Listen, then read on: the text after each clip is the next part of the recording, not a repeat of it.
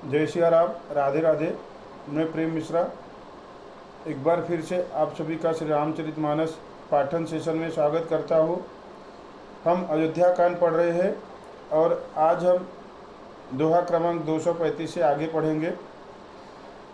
प्रसंग इस प्रकार है कि श्री राम जी को पता लगता है कि भरत बहुत सारे दलबल और सेना के साथ यहाँ वन में आ रहे हैं, तो लक्ष्मण जी को ऐसा लगता है कि वो हमसे युद्ध करने आ रहे हैं और वो गुस्से में उनसे युद्ध करने की मनोभावना रखते हैं।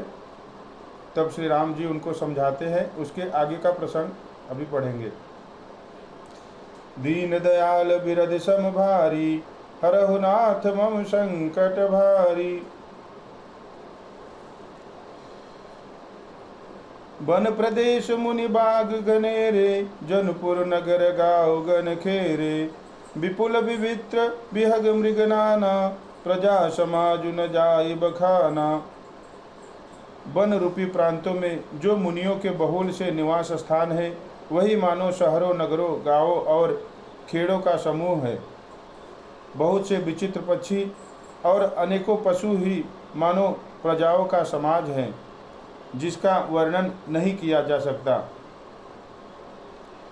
ये तुलसीदास जी ने जहाँ पर श्री राम जी निवास करते हैं उस स्थान का वर्णन किया है। खगहा करि हरि बाग बराहा, देखि महिष वृष साजु सराहा। बयरु बिहाई चरहि एक संगा, जह तह मनौ सेन चतुरंगा। गैंडा हाथी सिंह बाघ सुअर भैंसे और बैलों को देखकर राजा के साज को सराहते ही बनता है। ये सब आपस का बैर छोड़कर जहाँ तहाँ एक साथ विचरते हैं। यही मानो चतुरंगिनी सेना है। यहाँ पर इन्होंने ऐसा वर्णन किया है कि श्री राम जी जहाँ पे निवास कर रहे हैं वो वहाँ के राजा हैं और वहाँ पर जो पशु पक्षी वो उनका समाज है।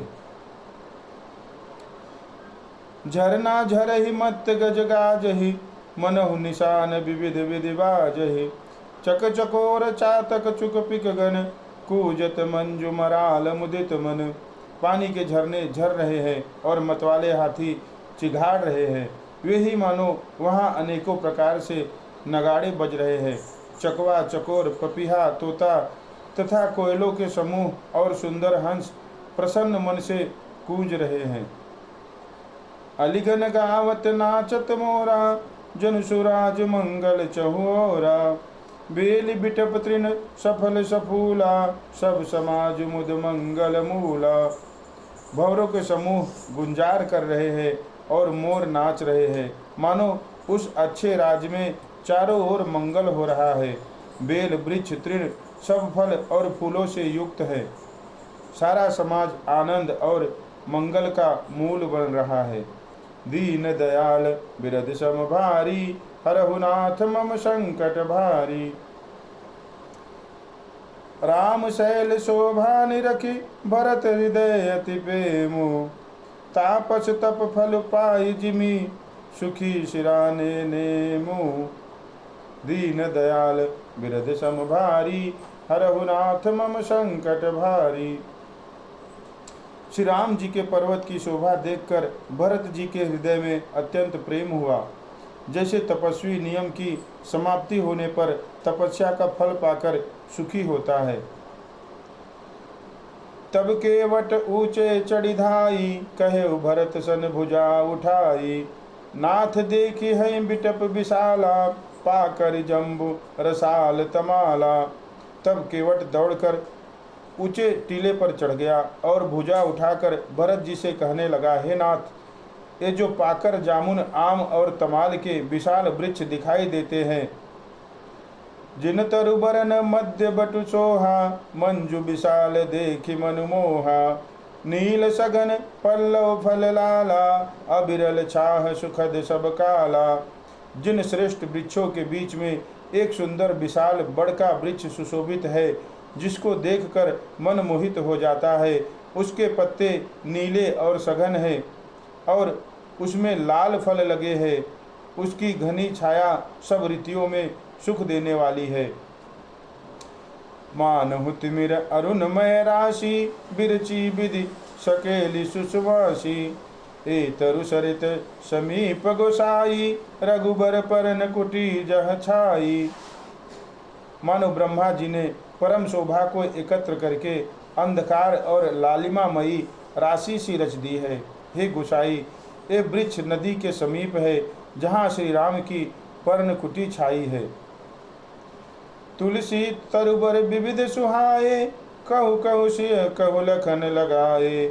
बट छाया वेदिका बनाई सिय निज पानी सरोज सुहाई। वहाँ तुलसी जी के बहुत से सुंदर वृक्ष सुशोभित है और जो कहीं पर सीता जी ने और कहीं लक्ष्मण जी ने लगाए हैं। इसी बड़की छाया में सीता जी ने अपने कर कमलों से सुंदर वेदी बनाई है। दीन दयाल बिरद सम भारी हरहु नाथ मम संकट भारी। जहाँ बैठी मुनगन सहित नित्य सिय राम सुजान। सुनहि कथा इतिहास सब आगम निगम पुराण। दीन दयाल बिरद सम भारी हरहु नाथ मम संकट भारी।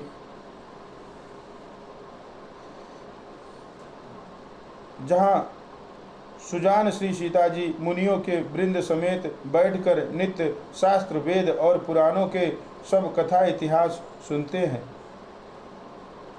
सखा बचन सुनि बिटप निहारी उमगे भरत बिलोचन बारी। करत प्रणाम चले दो भाई कहत प्रीति सारद सकुचाई।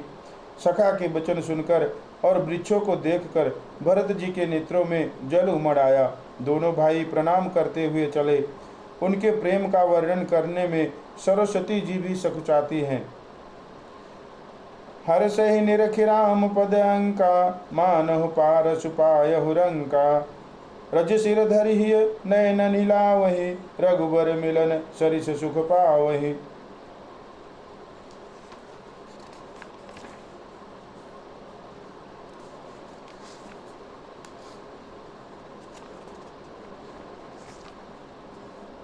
श्री राम जी के चरण चिन्ह देखकर दोनों भाई ऐसे हर्षित होते हैं मानो दरिद्र पारस पा गया हो।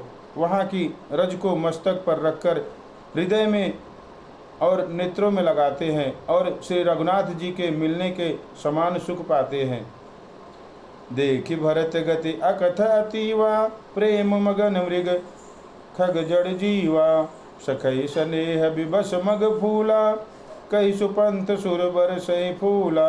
भरत जी की अत्यंत अनिर्वचनीय दशा देखकर वन के पशु पक्षी और जड़ वृक्षादि जीव प्रेम में मग्न हो गए। प्रेम के विशेष वश होने से सखा निषाद राज को भी रास्ता भूल गया। तब देवता सुंदर रास्ता बतलाकर फूल बरसाने लगे। निरखि सिद्ध साधक अनुरागे सहज स्नेहु सराहन लागे। होतन भूतल भाव भरत को अचर सचर चर अचर करत को। भरत के प्रेम की इस स्थिति को देखकर सिद्ध और साधक लोग भी अनुराग से भर गए और उनके स्वाभाविक प्रेम की प्रशंसा करने लगे। यदि इस पृथ्वी तल पर भरत का जन्म न होता तो जड़ को चेतन और चेतन को जड़ कौन करता।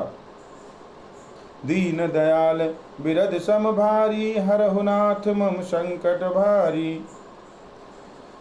प्रेम अमीय मंदरु बिहरू भरत पयोधि गंभीर। मति प्रकटे सुर साधु हित कृपा सिंधु रघुबीर। दीन दयाल बिरद सम भारी हरहु नाथ मम संकट भारी। प्रेम अमृत है, विरह मंदराचल पर्वत है, भरत जी से गहरे समुद्र है। कृपा के समुद्र से रामचंद्र जी ने देवता और साधुओं के हित के लिए स्वयं इस भरत रूपी गहरे समुद्र को अपने विरह रूपी मंदराचल से मथ कर यह प्रेम रूपी अमृत प्रकट किया है। जय श्री राम, राधे राधे। आज हमने अयोध्या कांड के दोहा क्रमांक 236, 37 और 238 पढ़े हैं। अगर कोई गलती हो तो कृपा करके क्षमा करिएगा।